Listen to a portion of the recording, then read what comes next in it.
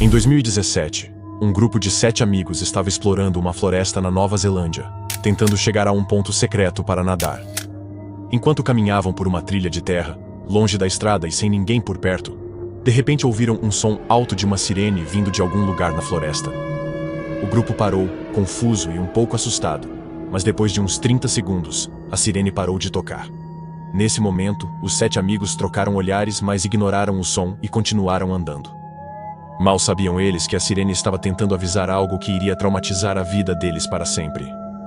Mas antes de entrarmos nessa história, se você gosta de histórias estranhas e misteriosas, inscreva-se no nosso canal e ative todas as notificações para não perder nenhum dos nossos vídeos semanais. Bom, agora vamos à história. Na manhã de segunda-feira, 6 de fevereiro de 2017, um grupo de 7 amigos, todos universitários que moravam na Nova Zelândia, começou a carregar seus carros e se preparar para dirigir de volta para Auckland, a maior cidade do país. Na noite anterior, o grupo tinha ido ao Lago Tikitapu para um grande concerto chamado Flochella, onde os espectadores ouviam música enquanto flutuavam em grandes boias infláveis. Depois que o concerto terminou, o grupo de amigos deixou o lago e foi para a casa de um parente nas proximidades, onde fizeram uma pequena festa com algumas bebidas. Depois, todos foram dormir um pouco depois da meia-noite. Naquela manhã, o grupo havia acordado cedo porque queria pegar a estrada o mais rápido possível para tentar evitar o tráfego do feriado, que certamente surgiria no caminho de volta para Auckland. O dia 6 de fevereiro é um grande feriado nacional na Nova Zelândia. Ele é chamado de Waitangi Day e comemora a assinatura inicial do Tratado de Waitangi, considerado o documento fundador do país. Mas, quando os 7 amigos terminaram de carregar seus 3 carros e estavam se preparando para começar a viagem, uma das amigas, Rachel De Jong, de 21 anos, sugeriu um pequeno desvio antes de voltarem para casa. Rachel, junto com outra amiga do grupo chamada Maddie, havia descoberto alguns meses antes um ponto secreto para nadar, localizado a apenas 15 minutos de onde estavam. Por coincidência, ficava no caminho de volta para Auckland. Esse lugar era uma linda piscina de água verde azulada, relativamente profunda, localizada no meio de uma floresta. Essa piscina fazia parte do rio Waikato.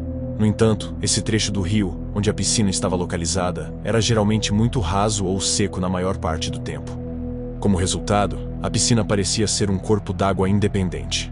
Embora não houvesse uma trilha oficial que levasse à piscina, existia uma trilha não oficial.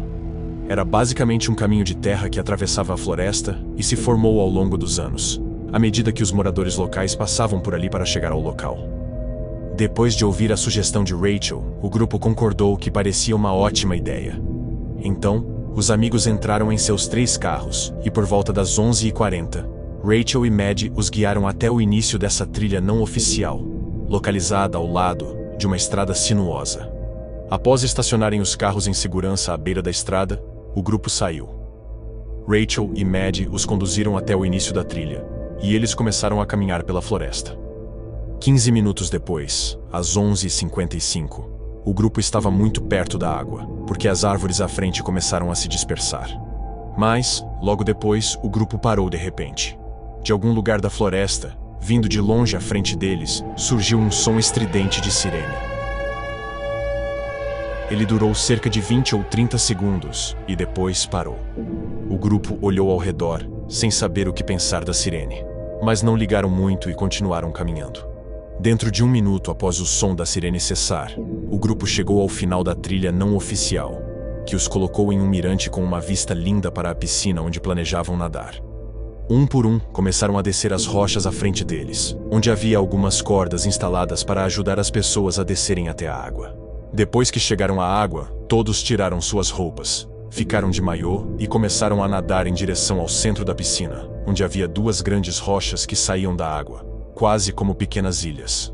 Rachel e as outras mulheres, 5 ao todo, subiram em uma das rochas. Os 2 homens do grupo subiram na outra. Eles se sentaram nas rochas, olhando ao redor e aproveitando a vista. Então, outra sirene ecoou pela floresta. Era o mesmo som que ouviram antes, quando estavam na trilha. Mais uma vez, os 7 se olharam e ficaram se perguntando: o que é essa sirene? Após os 20 ou 30 segundos da sirene, olharam ao redor. Não havia sinal de perigo. E novamente nem ligaram muito para a sirene. Rachel pegou sua câmera e começou a tirar fotos. Então, ao meio-dia, a sirene soou pela terceira vez. Neste ponto, o grupo já havia ouvido a sirene outras 2 vezes. Embora o som fosse incômodo por ser tão agudo e penetrante, desta vez, como nada havia acontecido antes, decidiram ignorar. Quando a sirene parou pela terceira vez, algo muito diferente começou a acontecer. Após o som da sirene parar, ouviram um novo barulho, vindo da mesma direção da sirene, rio acima. Então, ouviram um som de água ficando cada vez mais alto e forte. E de repente, uma parede de água apareceu, descendo o rio em direção a eles. Assim que processaram o que estavam vendo, a água já tinha atingido a piscina e estava enchendo tão rápido que podiam ver o nível subindo ao redor deles. As pedras onde eles estavam começaram a ficar embaixo d'água. Eles decidiram ficar em cima delas, achando que a inundação seria breve. No entanto, as rochas foram completamente cobertas, e a água continuava descendo sem parar. Foi então que perceberam que, se não saíssem de lá, seriam levados pela correnteza. Os 2 homens do grupo, que estavam em cima de pedras diferentes, conseguiram pular para uma borda rochosa mais alta e conectada à floresta. Assim que conseguiram isso, eles se viraram e gritaram para as 5 mulheres que ainda estavam na outra rocha para tentarem nadar até eles. O plano era puxá-las para um local seguro. Porém, a essa altura, a água já estava passando com força pelas mulheres e atingia seus joelhos. Elas mal conseguiam manter o equilíbrio. Sabiam que, se tentassem nadar naquelas condições, seriam imediatamente arrastadas pela correnteza. O grupo rapidamente decidiu que a única opção era as mulheres pularem na direção dos homens, que estavam com os braços estendidos para agarrá-las. Rachel de Jong foi a primeira a tentar. Ela pulou da pedra, agarrou os braços dos homens e foi puxada para a segurança. O resgate estava indo bem até chegarem à penúltima mulher. Ela pulou, conseguiu agarrar o braço de um dos homens, mas ambos perderam o equilíbrio e foram levados pela correnteza, desaparecendo de vista. Rachel manteve a calma e se posicionou no lugar onde o homem que foi arrastado estava anteriormente. Ela pegou sua câmera GoPro com um bastão de selfie, estendeu o bastão e o segurou para a última mulher, Alice, que ainda estava presa na rocha. Rachel gritou para Alice pular e agarrar o bastão. Alice, que estava quase completamente submersa na água, fez um salto desesperado e conseguiu segurar o bastão. No entanto, perdeu a pegada e começou a ser arrastada pela correnteza. Sem hesitar, Rachel, que estava completamente segura naquele ponto, pulou nas águas agitadas atrás de Alice. Ela conseguiu agarrá-la e tentou se virar para alcançar a pedra e se segurar, mas não conseguiu. Rachel e Alice foram levadas pela correnteza e desapareceram de vista. 2 semanas antes de Rachel, Maddie, Alice e os outros amigos irem a esse ponto secreto para nadar, uma placa de alerta físico que avisava as pessoas para não se aproximarem daquele rio havia sido roubada. Essa placa costumava ficar bem no início da trilha não oficial que os 7 amigos usaram para chegar à piscina. Por causa disso, quando o grupo saiu dos carros e começou a caminhar pela floresta, eles não tinham como saber dos perigos à frente.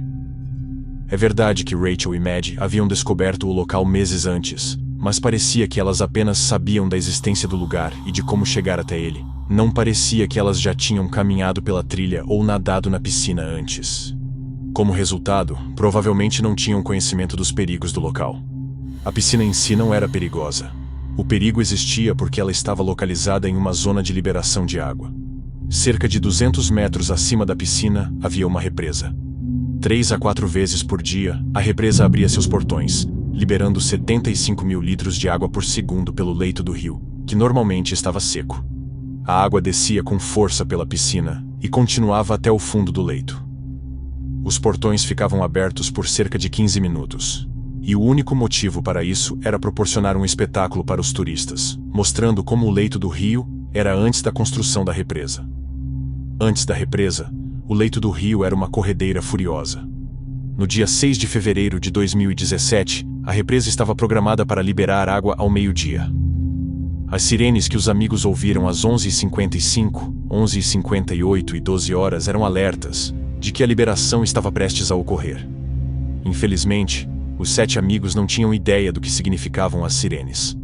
Após o fim da liberação de água ao meio-dia, os 3 amigos que estavam na saliência rochosa e não haviam sido arrastados, começaram a procurar pelos 4 amigos que tinham sido levados pela correnteza. Eventualmente, encontraram todos. Milagrosamente, 3 dos amigos sobreviveram, menos Rachel, que tinha dado a ideia de visitar o lugar. Rachel também foi a pessoa que deixou a segurança para pular nas águas agitadas e tentar salvar sua amiga Alice. Hoje, existem muito mais placas de aviso e cercas ao redor do rio Waikato para impedir que as pessoas se aproximem demais. No entanto, apesar da fatalidade e das precauções adicionais, algumas pessoas ainda ignoram os avisos e vão nadar naquela piscina secreta.